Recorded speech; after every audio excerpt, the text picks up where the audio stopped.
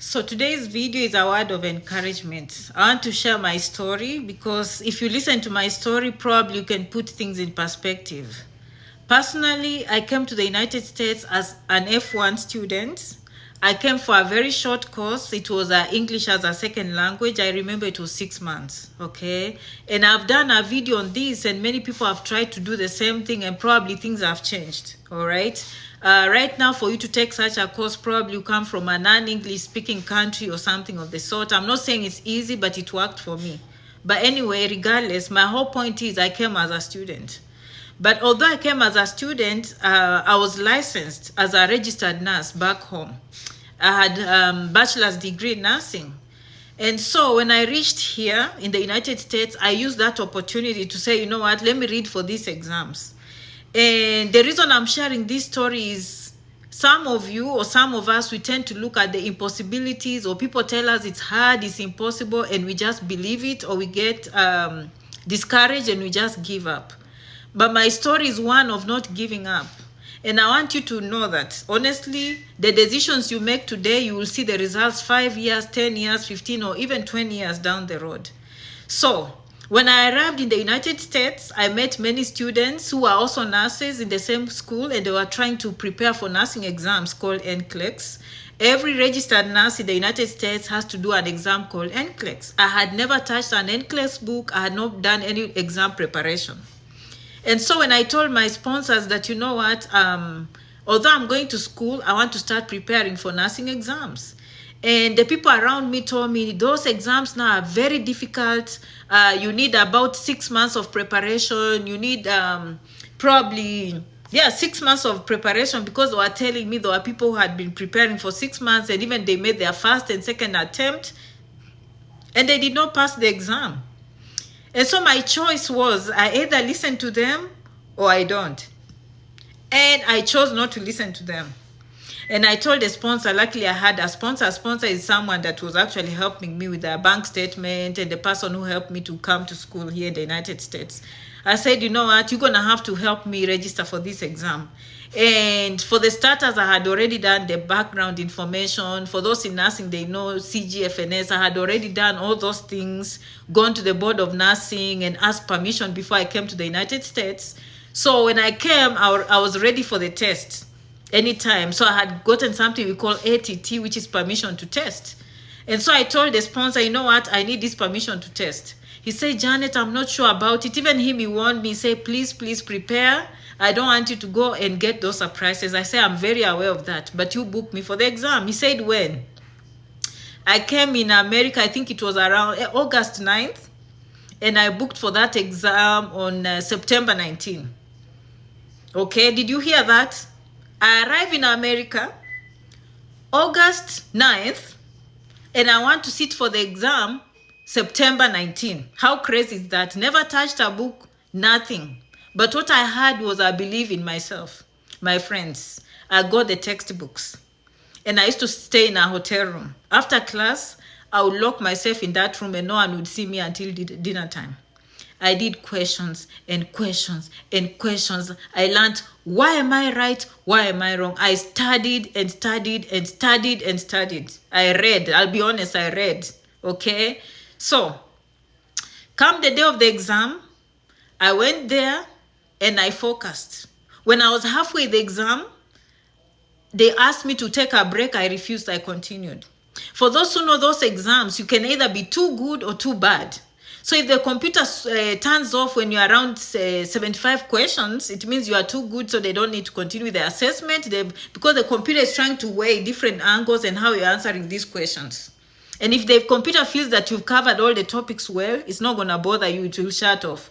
Or alternatively, they've tried to try this way, and you are just not going to make it. Then they shut the computer. Or the third option is you go all the way. So I was among those people that sweat until the last minute. So meaning after I left, but someone had told me, and during preparation, I was told, never leave the exam without completing every question. So I competed with time, guys. I was competing with time and I made sure I finished that exam.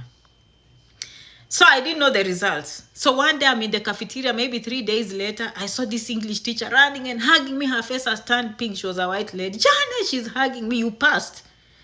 All the nurses in the cafeteria were like, what?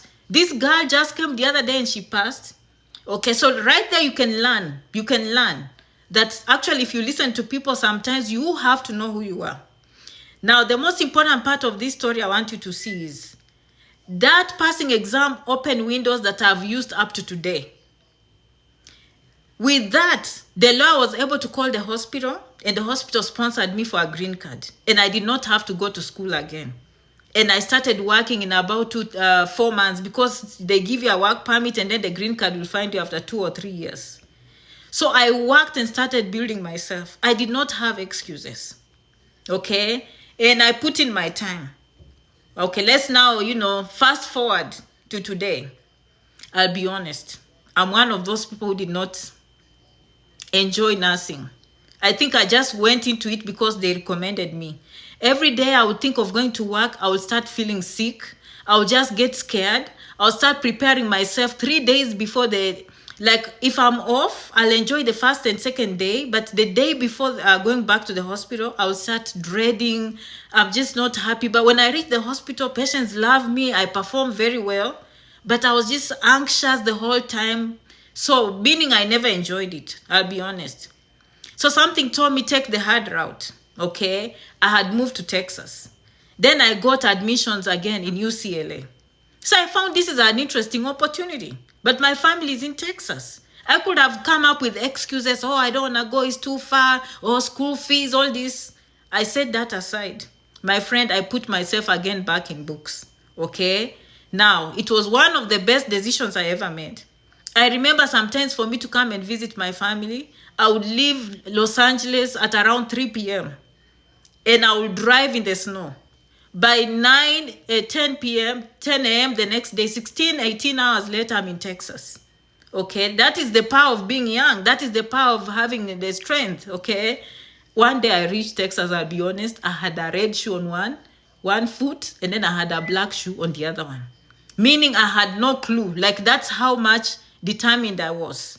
Okay, I would drive that distance just to keep my education going and also my family going. Why do I share this story? After graduation, I will not tell you where I work because for conflict of interest. But generally, I can tell you, the first job when they saw my application, okay, they put me in mental health. And I remember calling the doctor and I said, I don't have a lot of experience, but I have the education, so I guess I will learn on the job when it comes to experience. He said, yeah, we'll train you and everything. 3 weeks later, HR called me and said, Janet, we've looked at your resume again. The cardiologist has looked at your resume and we want you to work in cardiology because you have a lot of experience working with heart patients, cardiology. I said, you know what, you're right. And then the human resource told me, you have 2 weeks to decide and then call us back. So I called back the doctor. I said, you know what, although you took me in psychiatry, mental health, they are telling me my experience. So the cardiologist wants me to go and work for him.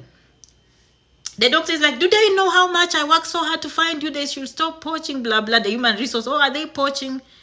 Then I called one of my friends who happened to be a nurse. He told me, Janet, do what will give you life-work balance. Do you want to go running around with chest pain and just fearing and then your quality of life? I said, you know what? This guy knows exactly what I want. So I called back the hospital and I said, no, I'd rather go with the mental health. Since that time, the story I'm sharing with you, I've never felt like I've gone to work again. I enjoy what I do. I don't feel like I have a job. I feel like I do exactly what God put me down here to do. And I enjoy each moment. I enjoy each moment I see clients because I found a passion within my profession. I did not have excuses. Okay? Why am I sharing with you this story? Some of you, you've gone to the embassy, you've been denied. I've seen clients write to me even yesterday, Janet, I was denied 3 times, but I kept on watching your videos where you say never give up. And I went back to the embassy and I'm now here in Washington. Some of you have children. You are using an excuse that I have children, I can't go to school. Some of you are saying it's because of money. But the truth is you have not taken that one step. And apart from schooling, I've done things in my life. And for those who know me, there's nothing you'll ever see on social media that is fake.